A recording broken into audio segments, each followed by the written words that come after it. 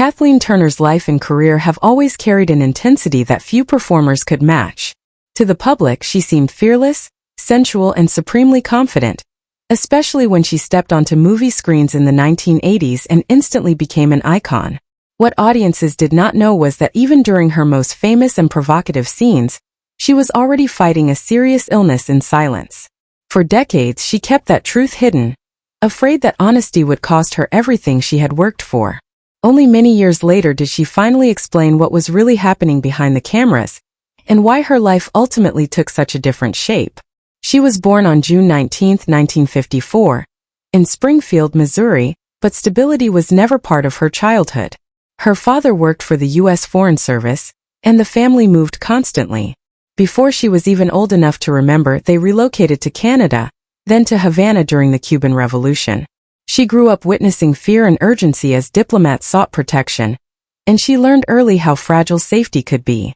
When the situation in Havana became too dangerous, the family moved again, briefly to Washington, D.C., and then to Caracas. Venezuela became home for 5 years, where she absorbed Spanish effortlessly and learned how to adapt to unfamiliar surroundings. By the time the family settled in London in 1965, Kathleen was 11 years old and had already lived in several countries. London introduced her to West End theatre, and watching productions like My Fair Lady and The Sound of Music from live seats awakened something deep inside her. She later said that the experience made her feel as though the stage itself was calling her. All those years of moving, learning languages, and adjusting to new cultures quietly shaped her into someone who could fit anywhere and communicate with anyone.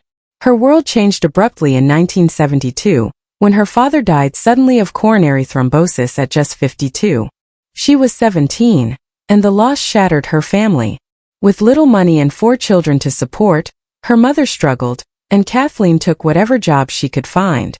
The family returned to Springfield, Missouri, and she later described this period as the moment her childhood truly ended. Grief forced her to grow up fast, and independence became a necessity rather than a choice. She enrolled at the Putney School in Vermont, where she felt isolated among students who had grown up in one place with one culture. The theater program became her refuge.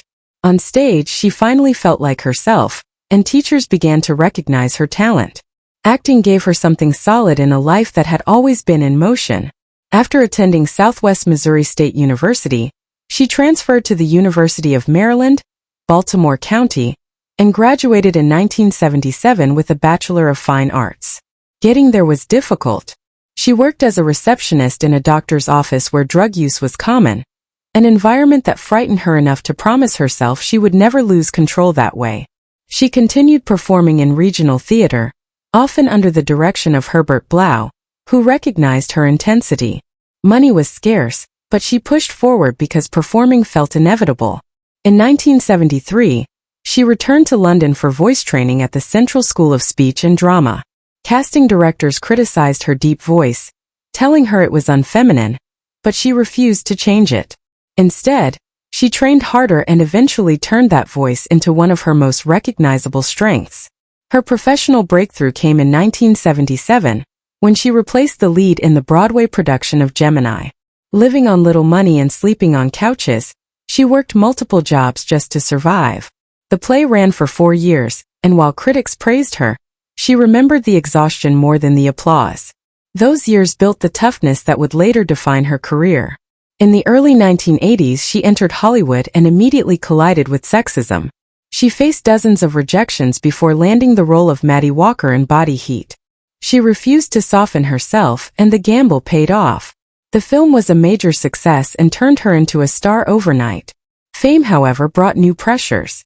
Executives criticized her body, demanded weight loss, and controlled how she could speak about her own nude scenes. Paparazzi followed her relentlessly, and manipulated photos caused public humiliation. She continued to choose bold roles, winning acclaim and controversy in equal measure. Her performances in films like Prizzy's Honor, Peggy Sue Got Married, and The War of the Roses showed her range, intelligence, and refusal to be boxed into one image. Behind the scenes, though, she was battling rheumatoid arthritis, a diagnosis she received while still young. The pain was severe, and treatments caused swelling and fatigue that tabloids mocked. She hid her illness for years, fearing that honesty would end her career. As her film work slowed, she returned repeatedly to the stage, where she felt most alive. She delivered powerful performances on Broadway and in the West End, often pushing her body far beyond its limits. Even when arthritis made movement agonizing, she continued, believing that the work mattered more than comfort. Over time, new treatments helped bring the disease into remission, allowing her to reclaim parts of her life. Her personal life brought both stability and heartbreak. She married Jay Weiss in 1984, and they had a daughter together. Their marriage lasted over 2 decades, marked by mutual support through illness and career struggles. After their divorce, they remained close, bound by shared history and respect. In later years, Turner became increasingly open about her health and outspoken about sexism, aging, and the way Hollywood treats women. She turned her struggles into activism, supporting causes related to women's rights, healthcare, and aging. Even as mobility became more difficult, she continued to perform, direct, and speak publicly, refusing to disappear quietly. By 2025, Kathleen Turner had fully embraced her truth.